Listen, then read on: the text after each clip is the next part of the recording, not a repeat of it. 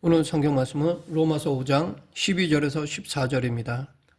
한 사람으로 말미암은 죄가 인류에게 어떤 영향을 미쳤는가에 대하여 안다는 것은 한 사람으로 말미암은 의가 온 인류에게 어떤 영향을 끼쳤는가에 대한 해답을 얻는 일에 중요한 열쇠가 됩니다.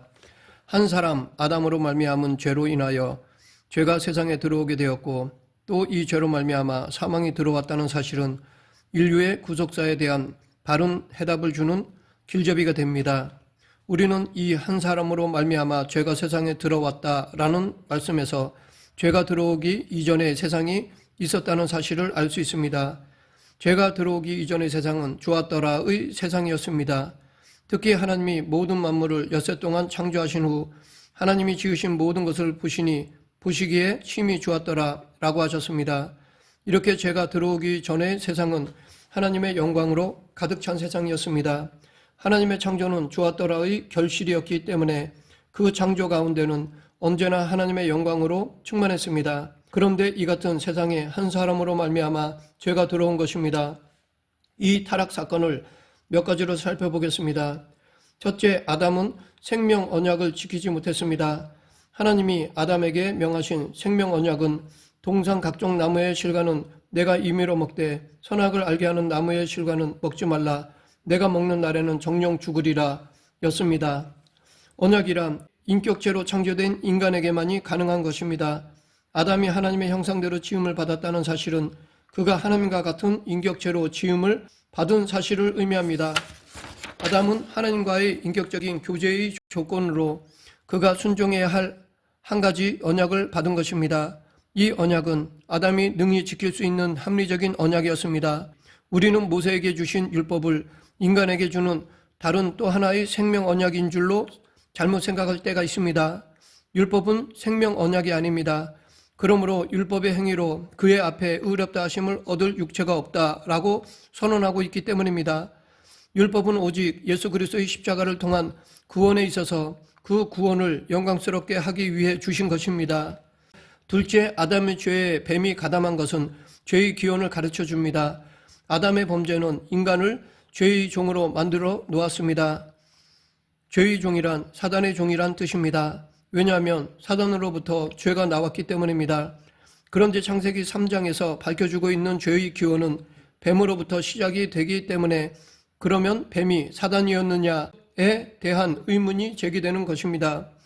여호와 하나님이 지으신 들짐승 중에 뱀이 가장 강교하더라. 뱀은 하나님의 창조물 중에 하나입니다. 그러므로 뱀의 창조 역시 심히 좋았더라 라고 하신 하나님의 선하심에서 예외일 수는 없습니다. 그러면 어찌하여 들짐승 중에 뱀이 가장 강교했다고 말씀하고 있는 것인가요? 강교하다라는 말은 간사하고 교활한 성품을 나타낸 말입니다. 이것은 강교한 사단이 뱀을 이용하여 하와를 미혹했기 때문에 뱀이 강교한 존재로 등장한 것입니다. 뱀에게는 말을 할 수 있는 능력이 없습니다. 그런데 그 뱀이 하와에게 말을 건넨 것입니다. 그리고 뱀은 하와를 하나님과 같이 되게 한다는 유혹으로 선악과를 먹게 했습니다. 이 같은 강교한 지혜를 하나님이 들짐승에게 주신 적이 없습니다. 즉 사단이 뱀 속에 들어가 뱀을 이용하여 하와를 죄로 인도한 것입니다. 셋째, 죄를 지은 장본인은 하와였지만 아담이 모든 책임자로 등장하고 있습니다. 그것은 아담도 그 실과를 먹었기 때문입니다. 하나님은 아담에게 생명 언약을 주셨습니다. 아담은 아내인 하와에 대한 책임이 있었습니다. 그들의 눈이 밝아진 것은 하와가 그 실과를 먹은 후인 것이 아니라 아담이 먹은 후였다고 말하고 있습니다. 여자가 그 실과를 따먹고 자기와 함께 한 남편에게도 주매 그도 먹은지라. 이에 그들의 눈이 밝아 자기들의 몸이 벗은 줄로 알았더라 라고 하였습니다. 우리는 여기서 죄가 무엇인가에 대해 알 수 있습니다. 죄는 하나님의 말씀에 대한 불순종입니다. 아담이 선악과를 먹고 안 먹고는 일이 중요한 것이 아닙니다. 하나님의 말씀에 불순종했다는 그 사실이 중요한 것입니다. 하나님과 아담과의 언약은 불순종에 대한 대가는 정령 죽으리라고 하신 사망선언이기 때문에 이 같은 하나님의 말씀을 피할 수 없는 것입니다. 넷째, 불순종의 결과는 아담에게 결정적인 것이었습니다. 아담은 하나님을 두려워하게 되었습니다. 하나님이 아담을 부르실 때에 아담은 내가 동산에서 하나님의 소리를 듣고 내가 벗었으므로 두려워하여 숨었나이다 라고 하였습니다. 아담과 하와는 그들의 벗은 몸을 부끄러워하게 되었습니다. 내가 벗었으므로 라고 말한 아담은 실과를 먹기 이전에도 벗은 몸이었습니다. 그런데 새삼스럽게 벗은 몸에 대하여 두려워하고 부끄러워하게 된 것은 선악을 알게 되었고 눈이 밝아졌기 때문입니다. 뱀이 하와에게 유혹한 말이 정말로 현실로 나타났습니다. 모든 것이 선한 에덴에서 그들은 악을 알 필요가 없었습니다. 그러나 그들은 알게 되었을 뿐만 아니라 그 악의 지배를 받는 악의 종이 된 것입니다. 그들의 눈은 악을 바라보는 일에 밝아졌습니다. 그 결과 심히 좋고 선한 모든 것에 대하여 정욕과 탐심과 음욕을 품고 바라보는 눈이 새롭게 열린 것입니다. 결과적으로 그들은 하나님과의 인격적인 교제가 끊어지게 된 것입니다. 이 아담 한 사람의 죄는 인류 사회에 다음 두 가지 중대한 사실을 드러냈습니다. 첫째, 죄가 세상에 들어왔습니다. 심히 좋았더라 라고 말씀하신 이 세상에 죄가 들어온 것은 아담으로 말미암은 것입니다. 아담은 이 세상에 죄를 들여온 최초의 죄인이 된 것입니다. 아담이 들여온 이 죄는 심히 좋았던 하나님의 창조 세계에 저주를 가져왔습니다. 인간의 고난도, 만물의 탄식도, 땅의 저주도 이 아담의 죄로 인한 것입니다. 둘째, 사망이 왔습니다. 사망이란 육신의 죽음을 말합니다. 정령 죽으리라 라고 하신 하나님의 선언에 따라 흙으로 돌아가게 된 것입니다. 사망의 선고는 당장 실현되는 죽음의 선고가 아닙니다. 내가 얼굴에 땀이 흘러야 식물을 먹고 필경은 흙으로 돌아가리라 라는 선언이었기 때문에 아담은 땅에서 삶에 제한된 지속을 할 수 있었습니다. 이 같은 저주는 그 자손에게도 적용되고 있는 것입니다.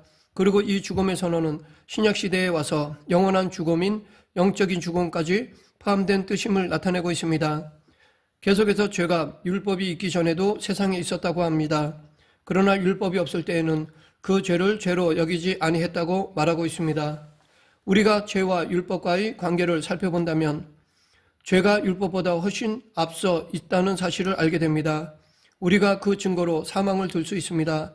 사망은 죄값으로 온 것이기 때문에 비록 죄가 율법으로 죄로 드러나 정죄받기 이전이라 할지라도 인간에게 사망이 계속되어 왔다는 것은 죄가 있었다는 증거가 되는 것입니다.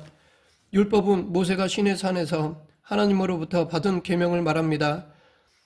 이처럼 모세가 계명을 받기 전에도 이 세상에는 많은 사람들이 살아가고 있었습니다. 그러면 그 당시에는 율법이 없었기 때문에 사람들이 어떻게 살아왔건 죄가 아니지 않느냐라는 의문이 생기게 됩니다. 이에 대하여 성경은 아니라고 말합니다. 아담은 그의 불순종으로 인하여 죄인이 되었습니다. 이 아담의 죄는 아담의 죽음으로 아담과 함께 끝난 것이 아닙니다. 아담의 자손에게 그의 죄가 그대로 계속되어 내려왔습니다. 우리는 이 사실을 아담과 같은 죄가 이 세상에 계속하여 존재하고 있다는 사실에서 알 수 있습니다. 이 죄는 율법과는 상관없이 지금도 계속되고 있습니다. 그런데 인간은 다른 피조물과는 달리 하나님의 형상대로 지으심을 받았습니다. 하나님의 형상이란 하나님의 거룩한 성품을 의미합니다. 하나님의 선하심, 하나님의 거룩하심, 하나님의 지혜로우심 등 하나님의 이 같은 형상이 인간에게 어느 정도 심겨졌습니다. 그렇기 때문에 아담이 지음을 받은 후 하나님과의 인격적인 교제가 가능했던 것입니다. 그러나 아담이 범죄한 후 이 같은 하나님의 형상은 사라졌습니다. 하지만 인간에게 주어진 하나님의 형상이 완전히 소멸된 것은 아닙니다. 하나님의 형상을 그의 인격 가운데 나타낼 수 있는 능력은 상실했지만 그 그림자는 그대로 살아남아 있습니다. 이것을 우리는 양심이라고 말합니다. 그래서 사도 바울은 율법 없는 이방인이 본성으로 율법의 일을 행할 때에는 이 사람은 율법이 없어도 자기가 자기에게 율법이 되나니 라고 하였습니다. 그런데 에덴에는 악이 존재치 아니했으며 아담에게는 악의 그림자마저도 없었기 때문에 악을 알 필요가 없었으며 또한 선악을 대조하는 지각도 필요 없었습니다. 아담에게 밝아진 눈은 육신의 눈이었고 그의 몸에 정욕과 탐심과 시기와 투기와 부끄러움이 들어와 세상을 바라보는 눈이 선악으로 갈라지게 된 것입니다. 아담은 이제 선을 알고는 있었지만 행할 능력은 상실해버렸고 악이 하나님의 뜻을 거역함인 줄 알았지만 이 악을 물리치고 그 악을 이길 수 있는 능력을 상실해버린 것입니다.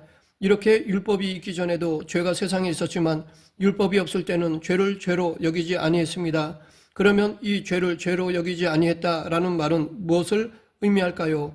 이것은 죄가 아니란 말이 아닙니다. 여기서 아니했다라는 말은 인정치 아니했다는 말인데 이것은 율법적인 정죄를 의미하는 말입니다. 모든 인간은 하나님 앞에 죄인들입니다. 이 같은 증거는 양심의 법이 인간의 마음속에서 서로 송사함으로 결국은 자기 자신을 죄인으로 드러내 놓고야 마는 것입니다.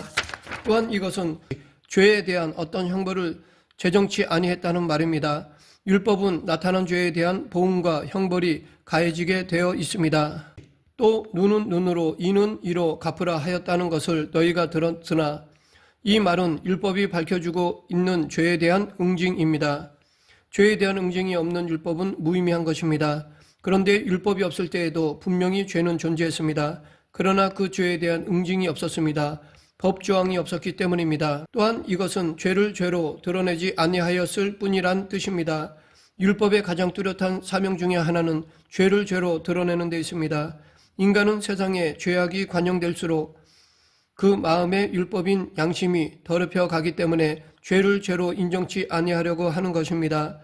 이것이 죄의 종으로 타락한 인간의 상태입니다. 그러므로 하나님께서는 이 같은 인간들에게 그들의 죄를 분명히 나타내기 위하여 범죄하여 타락한 인간의 마음이 아니라 영원히 지울 수 없고 변경시킬 수 없는 돌비에 죄를 죄로 드러내는 하나님의 공의로우신 법을 새겨놓으신 것입니다. 그리고 율법이 존재하는 한 인간의 죄는 영원히 숨길 수 없으며 율법에 의한 죄를 면할 길이 없는 것입니다. 마지막으로 아담은 그리스도의 상징적인 존재로 등장합니다. 왜냐하면 아담은 인류에게 죄와 사망을 가져왔고 그리스도는 인류에게 의와 생명을 가져왔기 때문입니다. 표상이란 말은 보통 상징이란 말로 해석하지만 헬라의 뜻은 티포스로 어떤 자국을 의미합니다. 무엇에 얻어맞은 것처럼 그 자국이 나타난 현장을 가리키는 것입니다. 우리는 아담을 볼 때 필연적으로 그리스도를 필요로 함을 알게 됩니다. 즉 아담의 죄를 바라볼 때 속죄의 제물로 오신 그리스도를 바라보게 되는 것입니다. 지금 많은 사람들은 우리가 왜 죄인이라고 하는가에 대해 올바로 이해하지 못하고 있습니다. 내가 왜 아담과 똑같은 죄인이 되어 아담이 선언받은 사망을 받아야 하는가에 대한 이해를 못하고 있습니다. 그런데 성경에는 아담으로부터 모세까지 아담의 범죄와 같은 죄를 짓지 아니한 자들 위에도 사망이 왕노릇하였다라고 말하고 있습니다. 이것은 아담의 대표성을 말하는 것입니다. 하나님은 아담을 인류의 대표자로 보셨습니다. 하나님께서는 한 사람 아담을 창조하신 후 그에게 생육하고 번성하여 땅에 충만하라 라고 하셨습니다. 이 복의 선언은 아담 한 사람에게만 해당되는 것이 아닙니다. 그와 그의 자손들에게까지 미치는 복의 선언입니다. 이와 똑같이 동상 각종 나무의 실과는 내가 임으로 먹되 선악을 알게 하는 나무의 실과는 먹지 말라. 내가 먹는 날에는 정령 죽으리라 라고 하신 선언에서 죽는다고 하신 말씀은 아담이 먹을 때 아담에게만 해당되는 것이 아니라 그가 생산할 그의 자손들까지 포함시킨 언약으로 아담이 인류의 대표자의 자격을 가지고 있었다는 것을 알 수 있습니다. 우리가 이 같은 아담의 대표성을 인정할 때 예수 그리스도의 대표성으로 말미암아 의와 생명의 역사가 그를 믿는 모든 사람에게 미친다고 하는 진리를 알게 되는 것입니다. 율법이 없었을 때에는 비록 인간의 죄가 율법에 의하여 정죄받지는 아니했지만 인간 사회에 여전히 죄가 존재하고 있었다는 것은 모든 인류에게 찾아온 사망으로 알 수 있습니다. 왜냐하면 사망이란 반드시 죄의 대가로 온 것이기 때문입니다. 그러하기에 예수 그리스도는 반대적인 의미에서 아담의 상징적인 인물인 것입니다. 아담으로 말미암아 예수 그리스도를 보내시게 되었기 때문입니다. 우리가 여기서 결론 지을 수 있는 것은 아담의 실패는 완전한 사람 예수 그리스도를 보내시게 된 동기가 되었다는 사실입니다. 아담의 실패는 우리에게 하나님의 더욱 크신 사랑을 받게 했습니다. 아담의 실패는 우리에게 하나님의 더욱 크신 은혜를 나타내 보이게 했습니다. 아담의 실패는 우리에게 하나님의 더욱 풍성한 복을 받게 한 것입니다. 그러나 우리가 분명히 알아야 할 것은 아담의 죄가 이 같은 하나님의 은혜와 복을 가져온 것이 아니라 아담의 죄로 인하여 하나님의 말할 수 없는 사랑과 긍휼하심이 죄인들에게 이처럼 나타나셨다고 하는 것입니다. 이렇게 우리가 아담과 그리스도를 대조할 때 아담은 분명히 오실 자의 표상임을 알게 되는데 이 경우의 표상은 반대적인 의미에서의 상징 인물로서의 표상인 것입니다. 말씀 좀 맺겠습니다. 아담은 최초의 죄인이었고 그 결과 죽게 되었습니다. 죄인인 아담은 자기 형상을 따라 자기와 같은 죄인을 생산하게 되었으며 그들도 역시 아담과 같은 죄인으로 사망에 이르게 된 것입니다. 율법은 인간의 죄 때문에 주신 것입니다. 그 율법은 죄에 대한 문제를 근원적으로 해결하시려는 목적에서가 아니라 죄를 죄로 드러나게 하시려는 목적에서 주셨습니다. 그러나 우리는 예수 그리스도로 말미암아 하나님의 자녀가 된 새로운 사람으로 거듭났습니다. 이 은혜에 감사하며 예수 그리스도를 전하는 저와 여러분 되길 간절히 축원합니다. 기도하겠습니다. 사랑과 은혜가 풍성하신 하나님 아버지, 아담의 후손으로 죽을 수밖에 없는 우리를 예수 그리스도의 보혈로 영생을 허락해 주심을 감사합니다. 하나님의 자녀답게 의의 길을 걷는 성도가 되게 하여 주시옵소서. 예수님 이름으로 기도드립니다. 아멘.